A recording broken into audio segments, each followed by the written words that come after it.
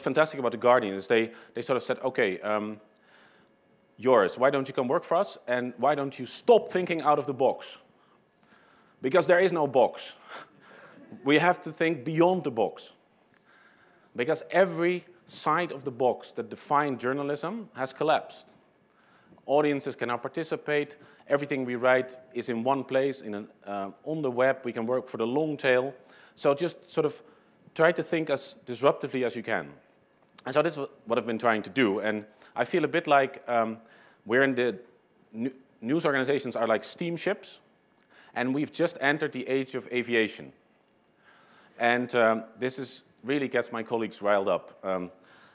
You think about yourself as a steamship, you look around, you think, we're the Guardian, we're ahead of the other steamships, until you look up and you see the planes going overhead.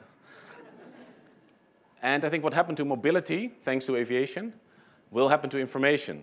We'll just have a lot more and a lot better stuff. And we'll still have the steamships. And so I feel a bit like the very early days of aviation. You had these guys who glued feathers to their arms and went like this, and furiously flapping. And it usually didn't work. But at the end of the day, we had a plane. So when you see somebody flapping like this, don't ask him, great, how are you going to monetize that?